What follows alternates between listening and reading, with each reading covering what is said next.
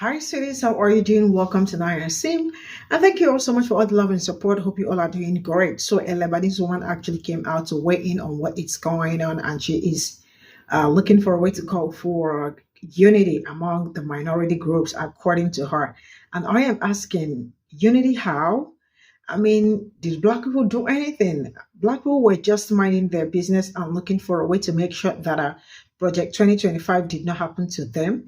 And you all are out there wilding and saying that Black people are selfish and being mean towards you people. That if Black people care so much about you, that they should or they would have considered you people first. How do you want me to consider you first when I am not yet done considering myself? I should be the first to be considered before any other person. I mean, they came out, they really showed out during what has been going on there, and they showed all their support. And at some point, they said it's time for us to focus on ourselves because a lot has been happening. And I have not seen any of you come out to talk about what report what it's going on in Black community and look for a way to fix it. But you all want Black people to run around like follow you people and fix your life, while ours is like their own is going down the drain. I mean, who does that? How do you people even think and sleep at night?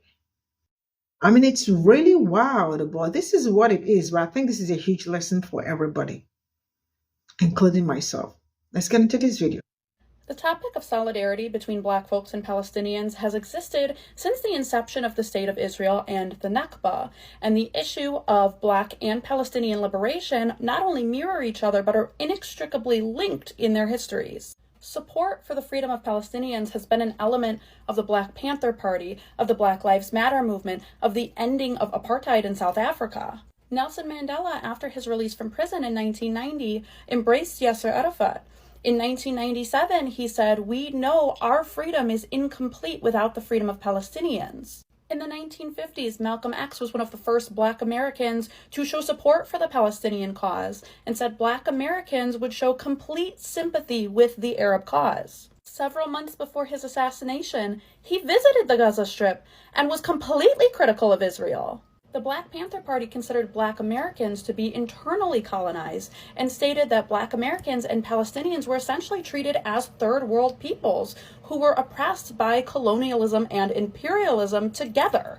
In more recent history, in 2014, in the Ferguson Uprising, Palestinians online showed support, expressed solidarity, and offered advice to protesters in Ferguson. And there were chants that gained prominence at this time. From Ferguson to Palestine, occupation is a crime. These liberation movements have been linked for decades. And this is one of the first times that we're seeing such a divide where we're being told that our values don't align with one another, and that is not the case. Both of these groups are aware that we're in a lose-lose situation with this current election. On one hand, we have Trump, who we are very aware is not good for Palestinians or for Black Americans. And on the other hand, we have Kamala Harris, who has also proven that she is not good for Palestinians or Black Americans. And we're sitting here so incredibly divided over what the right answer is when there's no clear answer for anybody. It doesn't turn out good for anybody.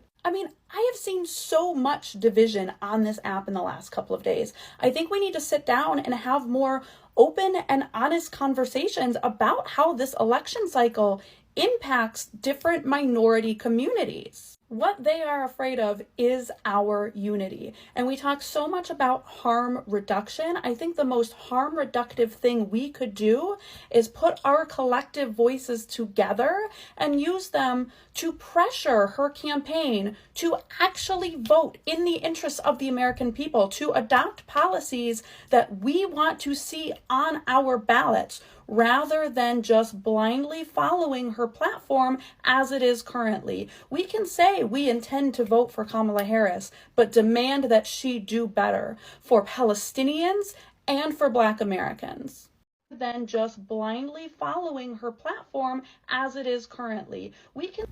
I heard you say the word division and unity quite a few times, and those are red flags officially to me, because as I heard them, I was thinking, oh, this don't like it, and this is why.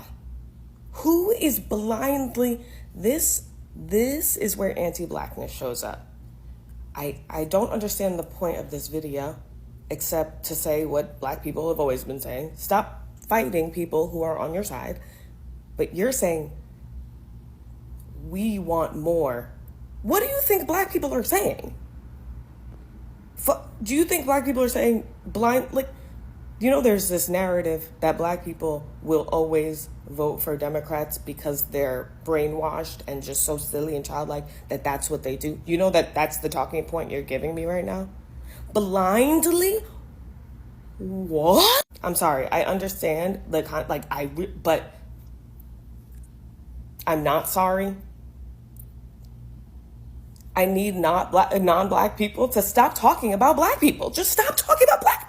I think at this point we are all aware of this conversation, and we've all heard subsequent conversations about the divide between Black Americans and pro-Palestinian activists. And this was an uncomfortable watch. It was really difficult to sit here and watch a Black woman get spoken over, muted, and white woman tears essentially in action. But one thing that this video did is it did highlight very valid concerns about anti-Blackness in the pro-Palestinian and Arab communities. Now, this entire situation started because there are activists who are telling Black Americans, if you're planning to vote for Kamala Harris, take the Palestinian flag out of your bio. You no longer support Palestine if you're voting for Harris. This is the same rhetoric that Maya was applying to Tori here, saying because you're voting for Kamala, you no longer support Palestine. And she lied to her followers and said that Tori claimed she would never support Palestine again because of this. So the anti-Blackness was very much at play here. It exists in the entire conversation, but this is not the only context that it exists in. Anti-Blackness has been a pervasive issue in the pro-Palestinian movement, specifically as it pertains to this election and votes for Kamala Harris. Now, there have been a lot of insinuations that Black Americans voting for Kamala are putting in a vote for their comfort. They're voting for genocide. And we need to look at the bigger picture and realize that there is a lot more nuance to this conversation than we're allowing in. We should not be so obtuse that we don't recognize that our choices are between a third party who won't win, Donald Trump, who will harm everybody, and Kamala Harris, who is at least a safe option for people domestically. We shouldn't be policing the vote of Black Americans when this choice directly impacts their safety and their lives. Now, don't get me wrong, Kamala is an imperfect candidate, but we can still criticize and hold her accountable while still understanding that she is the better option for everyone. Collectively pressuring and collectively asserting support for Kamala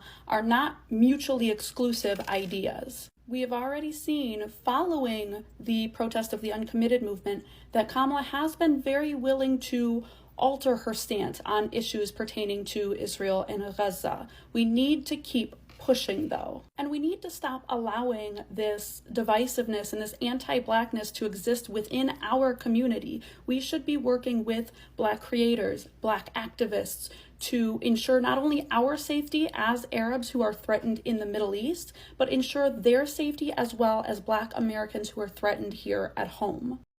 It has only been roughly 8 hours since I posted the video where this comment was from.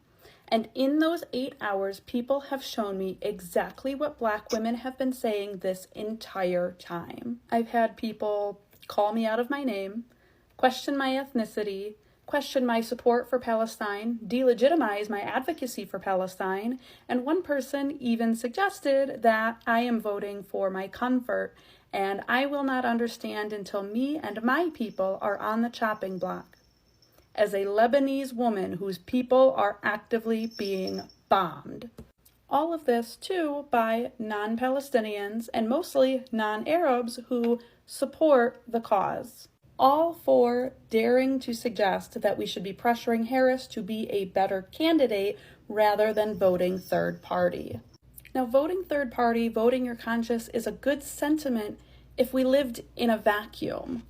But we just don't live in a world where that's a viable option at this point. If you look at Jill Stein's record, for example, Jill Stein has never achieved more than 1.1% of the vote. And the long-term goal of bolstering a third-party candidate until they are viable as a long-term solution is a very hard ask when people are threatened in the very immediate short-term future. And when that third-party candidate inevitably does not win, we are going to end up with either a Trump or a Harris presidency anyway. So between the realistic choice of two pro-Israel candidates, I would much rather listen to the voices of other marginalized communities and take the candidate that is a safer option for them and work with that candidate to ensure my own safety and the safety of people overseas as well. We can and should still be working with groups like the Uncommitted Movement who are protesting at Harris's rallies in an effort to change her stances. We should still be going to, for example, the protests that'll be happening at the Democratic National Convention. We should still be pushing to get Arab and pro-Palestinian voices heard, while acknowledging that this candidate is a much safer option for Black folks. And we shouldn't be risking their lives in favor of ours because our lives are not more important than theirs. Yes, thank you, Trish. I was gonna say this something similar. Sorry, Fran is bored and snoring. But yeah, this narrative has always existed. Before it was the Democratic Party, it's always that Black people don't have minds of their own or enough brain to make their own decisions, so white people have to help them all the time.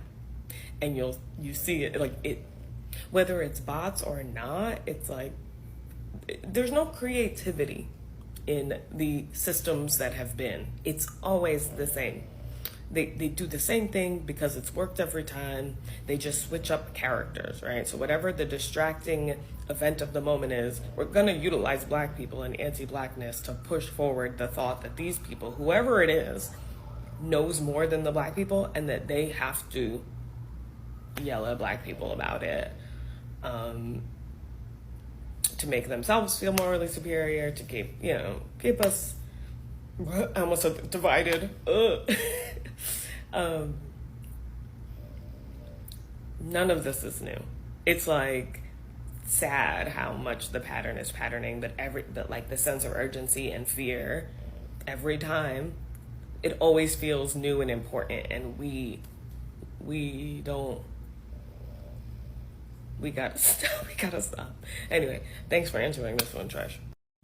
Please free my people from the shackles of being shocked when a white person let them know that they racist.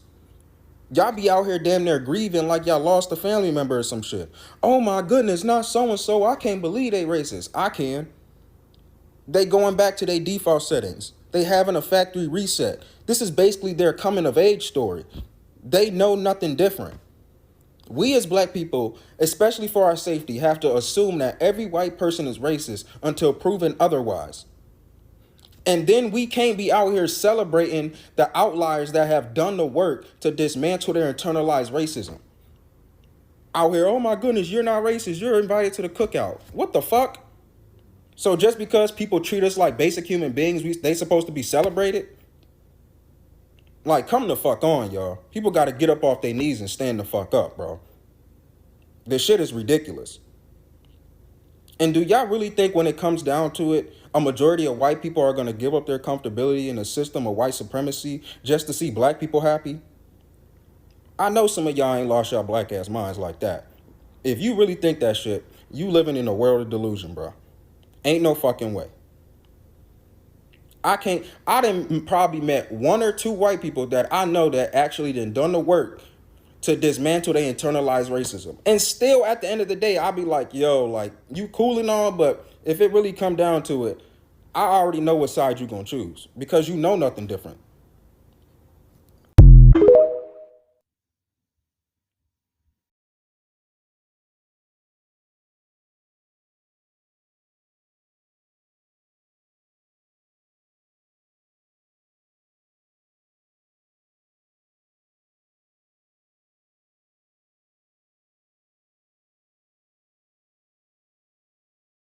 So this is all I got from this video. And you all already know, I didn't know where to even start from because we've been on this for how many days now? Probably 2 days. And it's been Palestinians coming out all for Black people and telling Black people what they were supposed to do first and what they were not supposed to do. And sincerely speaking, this is really very tiring. And this is more like a pattern, and the pattern is actually patterning, It's patterning.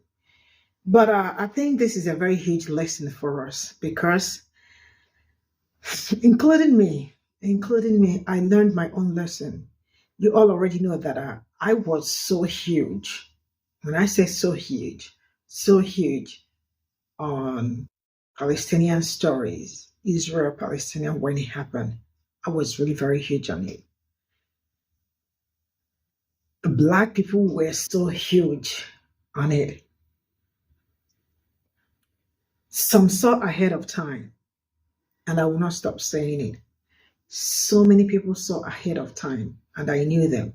Sister Tabitha, one of them. Thomas Bishop, one of them. T. Nathan, one of them. They said that in their own word that they are still, their heart and everything is still supporting Palestinians, but they have to stop and focus on what is going on in Black community because they also need liberation, and they've been fighting for it all along, and there is no help. So it's been Black people, it's been Black people. It's really amazing how you assisted somebody, and probably at some point it was no longer convenient for you to assist the person.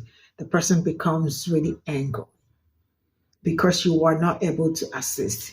Now, all of them are all coming out, speaking their minds. Some are calling Black people, especially Black women, selfish. I mean, there are so many videos. Even there is one I wanted to attach, and I'm like, maybe I do not have to attach this. This young one, she was crying, saying that we do not care about them. We do not care about how they feel.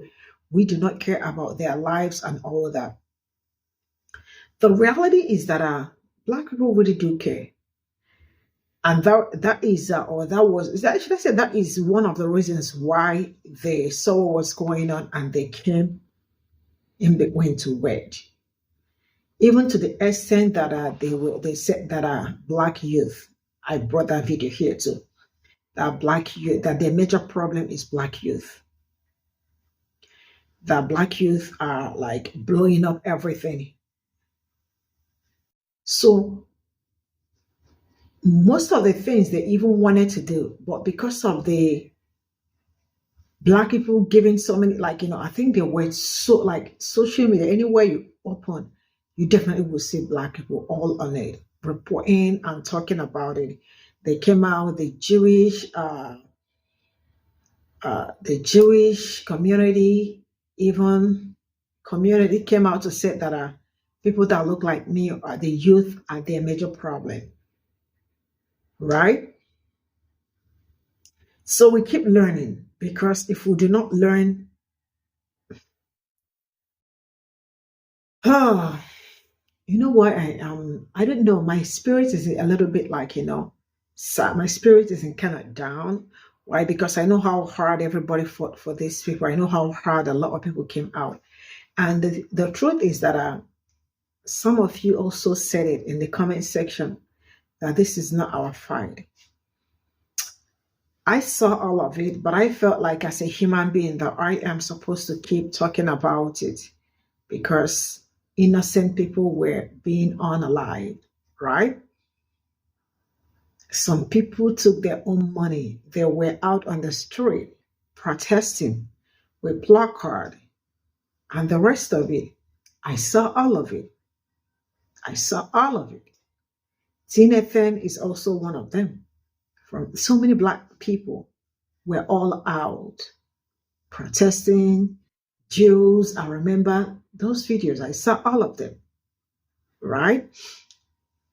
So if I am going to say that Black people give it their 99%, they absolutely did a great job, to the extent that even I remember Ethiopian Jewish coming out to tell black people to mind their business, that they are always in everybody's business.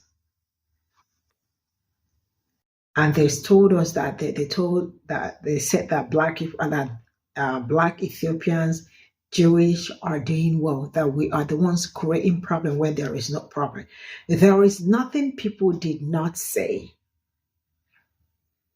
just because black people came in. Everybody became scared. The people at the top became scared at the same time because they saw how it was going. But to my greatest surprise, they have all forgotten. And now they are talking about unity, like we are the ones that started the whole thing.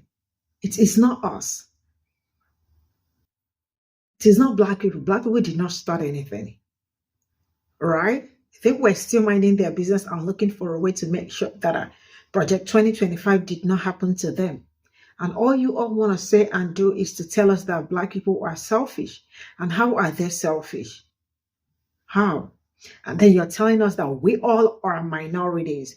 We all are minorities when it fits you people to say it. Because you all know that you are better than us. You all always have option. Black people do not have option. For wherever black people are fighting, they are fighting alone. They were able to drag other people into it to come speak up. But I have not seen anybody coming out to speak on what is going on and how black people deserve better and how black people, that the system that is oppressing them need to be dismantled. I never see anybody coming out to say that. And you all are there, keypad warriors in your house, saying that we are the problem. Like, how are we the problem? You all are saying that you are going to vote third party. You know what? Go and vote third party. Nobody's telling you not to vote third party. Do whatever you want to do. Black people have decided, okay, we are going to go this way or the other way. They are not even asking you to come join. And you people don't run all out. Right? Let's see how it goes. But this is a very huge lesson to all of us, including me, most especially. See you all in my next video. Bye for now.